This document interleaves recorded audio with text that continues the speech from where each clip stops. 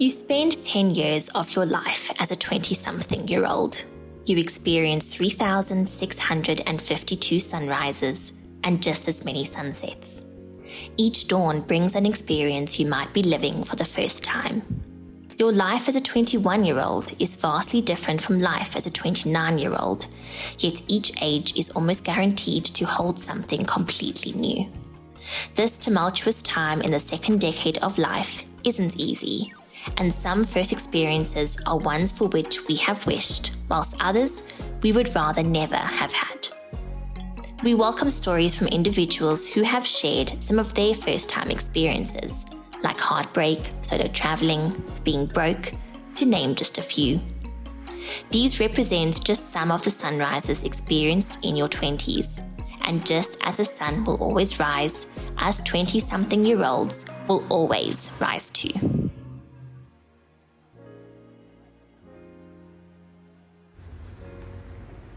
Yo, imagine meeting the perfect guy, charming, handsome, and attentive.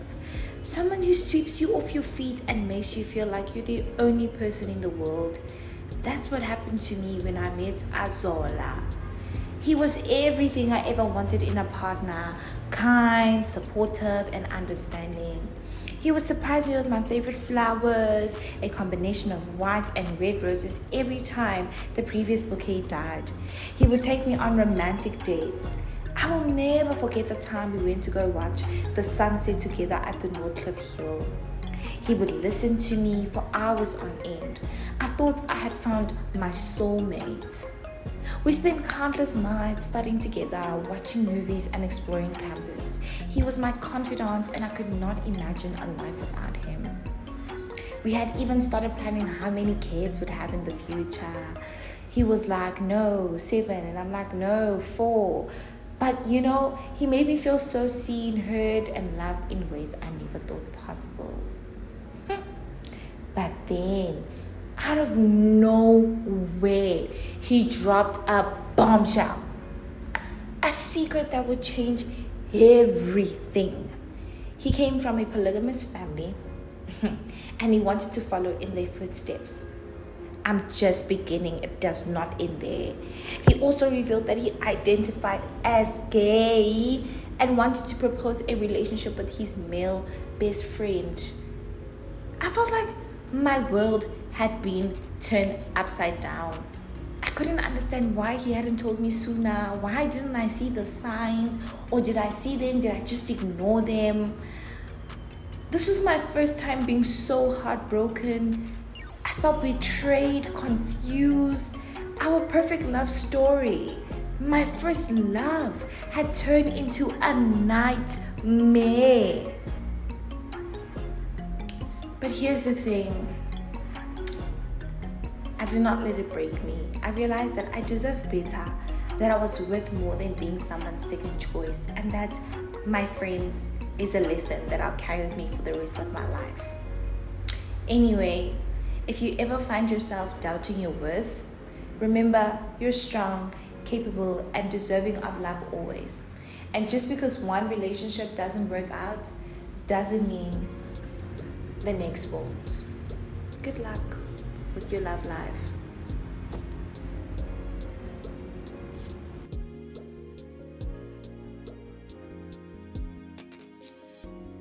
There is a sound the city makes when your feet are heavy and the sun sets too soon. Every step is a choice to keep going or to turn back. But where would I go? Back to the room with the windows that don't quite shut out the noise or the world? I can hear the traffic, even in my sleep. Dreams fade to the hum of it. Some mornings I stand by the laundry sink and the water feels colder than I remember. Like it's angry that I'm here again, hand washing clothes. It clings to my skin like the city does. I count the coins in my pocket as if they might grow. If I hold them long enough, they don't. There's a rhythm to being broke that no one tells you about. Like you're always waiting in line for something that's never quite enough. food for today. But what about tomorrow? Will there be bread or more hunger? I watch people. They move like they've forgotten what it's like to wait, what it's like to need. But I'm stuck here on the side of the queue. Vits, the walls are high, and I wonder if I'll ever really belong, not just in the classroom, but in the conversations. I try to focus on the pages, on the words that fill my notebooks, but the hunger stretches into my thoughts and pulls at the corners of my mind. I lose track of time and meaning. It's hard to study when your stomach growls louder than the words you're reading. And then the city reminds me again of its weight. There are days when I think maybe I should just stop walking. But what would that mean? To stop, to give in, to let the streets win? I keep walking. The danger is always there, just out of sight. But if I'm quick, if I'm careful, maybe I'll make it one more day. But it's not the street that scares me the most. It's the silence in my room, when there's nothing left to distract me from the thoughts. Thoughts that could be what might have been, if only, if only. The walls don't answer, they just hold the echoes of a life that feels too far away. And so, I wake up, again, put on clothes, I washed my hand, I face the city one more time, because what else is there to do but keep walking?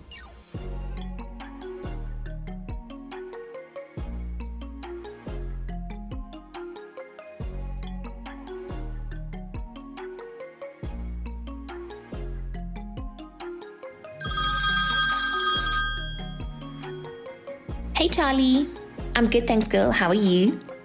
Oh, I'm so glad. That sounds amazing. Wait, what? A ticket? Or me? To London?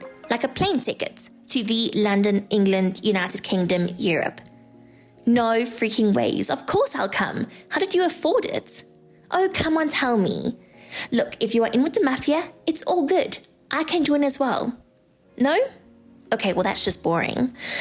Anyways, I cannot believe this. London, literally the first item on my bucket list. You know this. And in time to see you graduate, bonus. Oh, Charlie, I'm so excited. Okay, let me go and tell the family. Chat soon. Bye.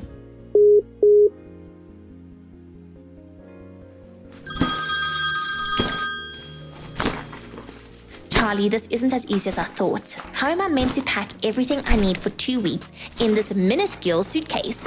Because I need casual stuff and partying outfits and then fancy dresses for if I meet the king. Sorry, when I meet the king.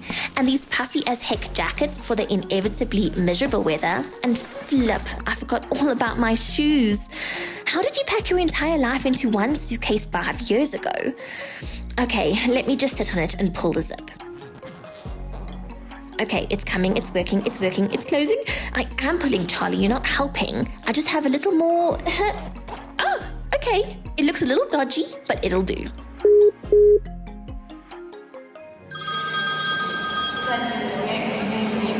Hey girl, my mother just dropped me off at OR Tambo. Oh, my flight time? Only in 5 hours, but I was scared of traffic and unforeseen circumstances. This is South Africa after all. Have you really forgotten? Yes, I know I only live 10 minutes away, but still, I don't want to miss my plane. Imagine horror. But my suitcase is bursting at the seams, and I am hoping to bat my eyelashes at the checker lady so she lets me get away with the extra 2 kilograms I have. That's the biltong I'm smuggling to you, by the way. Yes, I've got my passport, ticket, neck pillow, compression socks. Wait, no, what are you talking about? Compression socks? I am literally 20-something. I don't need those. Not yet, anyways.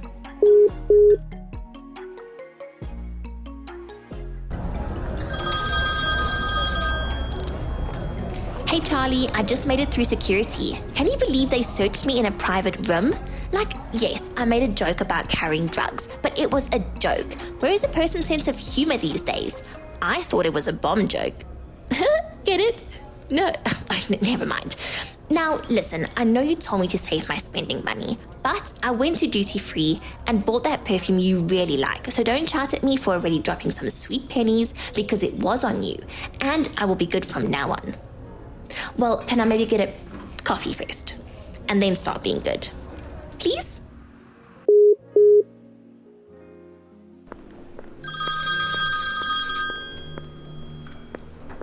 Charlie, pay attention. This is an emergency. I repeat, this is an emergency. I can't find my gate for the life of me.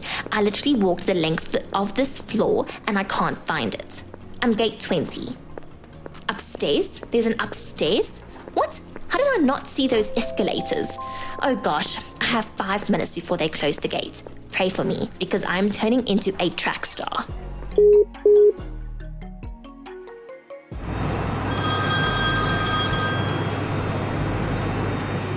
Hey, see, I'm walking through the tunnel now. This is kind of nerve-wracking. Why are planes this big and loud?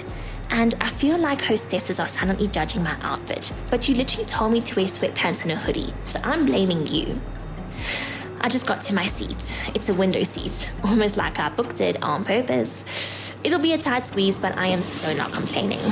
Alright, my seatbelt is on, seat is sanitized, bag is put away, camera is out, engines are on, and the plane is moving. Charlie girl, get ready because I'm coming for you. See you soon.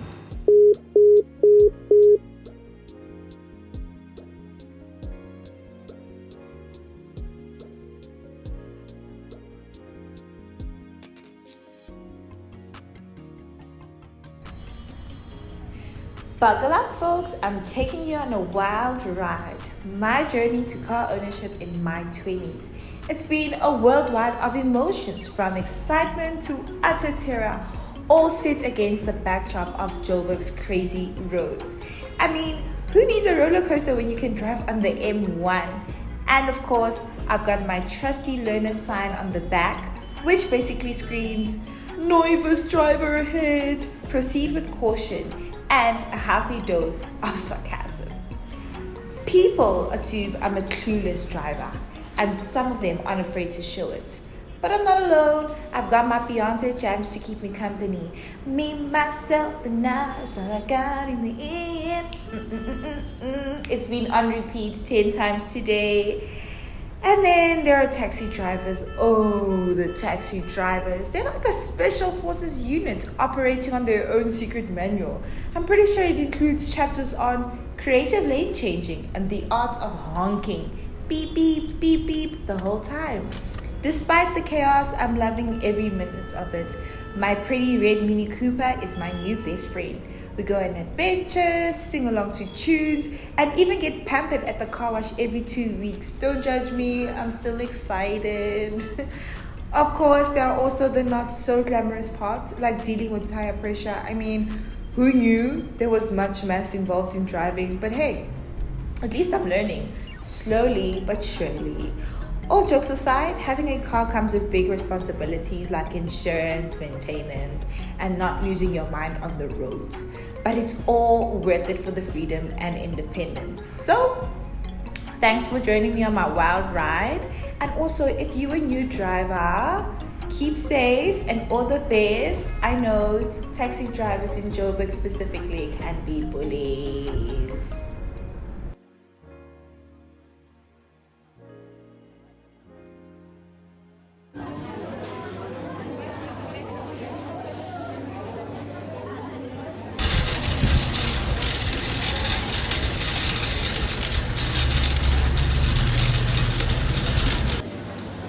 R20? Absolutely no. I don't know how Papa thinks this 1.5 is going to last. Bar soap or shower gel? Or maybe both, right? What on earth do I get?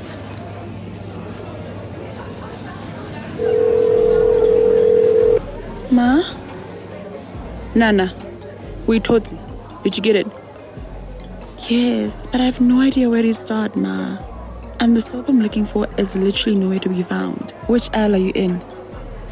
The soap aisle, Ma. What do you mean? Where else would I be looking for it? It's probably there, but don't do me. Look properly. You're just stressed. Shabasenta, look properly. Okay, breathe. It's just grocery shopping. People do this every day. Just grab the stuff and go. Easy, okay? Easy. But wait, where do they even keep the cereal? Shouldn't it be with the bread or something? I know I've been down this aisle like 3 times already. Why do they make it so confusing? Okay, Ma, I'll look for it properly. Thanks for the money. Bye. I should have made a list. Everyone here knows what they're doing and I'm just wandering around. Sorry. What the? Did they even notice? Great. Just what I needed. Okay, cereal. Focus on the cereal. Hey, beautiful. Need some help finding anything? No, I'm fine. Come on, I work here. I can help you. You got a smile for me? I'm fine. Come on. No. Why does this always happen? Can't I just shop without all of this? Yo, I'm fine. Hello. Sorry, baby. Hello, baby girl. Mamas. Mamas. Baby girl. Keep walking, just don't look at them. Yes. Keep walking. This was supposed to be a simple experience of a girl in her 20s buying groceries for herself for the first time. The reality is, nothing is simple about a girl going out by herself and doing things by herself in this country. Campus Square, a shopping center in Auckland Park known to be used mainly by students, has a lot of reported missing persons cases and several experiences of women like Dumi being catcalled or approached inappropriately by men in these stores. All Dumi wanted to do was shop, to feel the simple joy of independence. But in a world where safety is never guaranteed, even the most mundane tasks become acts of courage. Each step she took through those aisles was not just about groceries. It was a quiet fight for a right to exist freely. What should be an ordinary first-time experience for a 20-year-old girl became a reminder of the harsh realities of being a woman in your 20s in South Africa.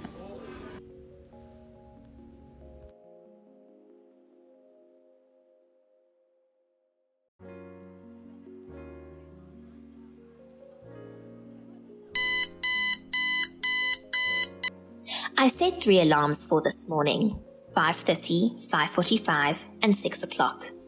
I picked my outfit last night, a navy trouser suit that used to be my older sister's, and a high-neck blouse to go underneath. I also bought these formal heels because I did not think my sparkly ones would look right. I decided to wear my hair in a low bun, so no curls fell into my eyes, and makeup was a must, but in a minimal sense.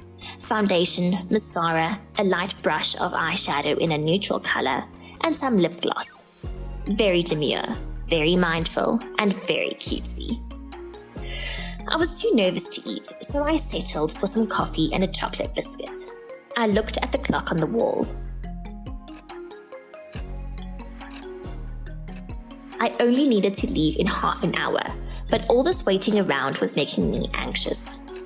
So I left way too early, got there way too early, and finished my coffee way too early. Anyways, I walked towards the main doors of the massive glass building and pushed the door.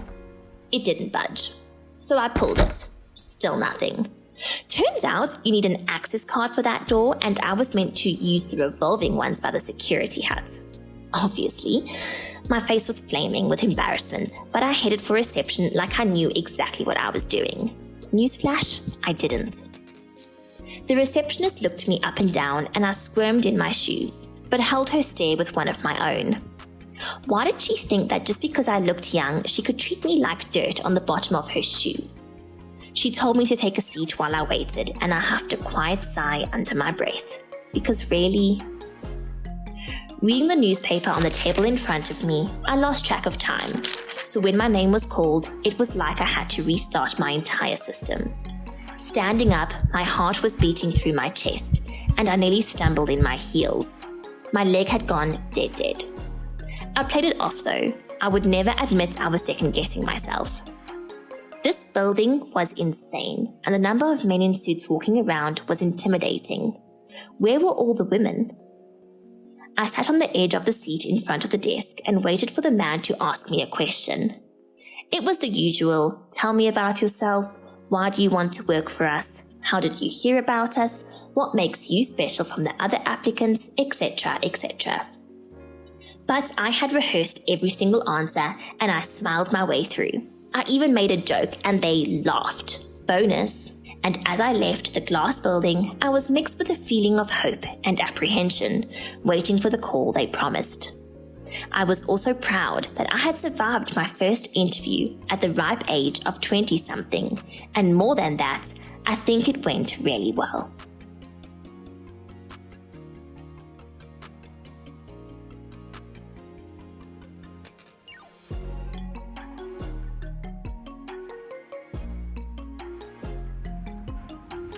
As we watch the sunrise on these first-time experiences, remember that your 20s are a canvas of endless possibilities.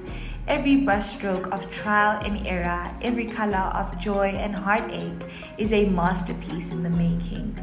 Do not be afraid to get a little messy, to take risks and to try again, because in the end, it's not about creating a perfect picture, but about embracing the beauty of the process. So go ahead, take a deep breath, and let the warmth of these sunrises ignite your own journey of self-discovery. And when the road gets uncertain, just remember you're not alone and you are doing this for the first time in your 20s.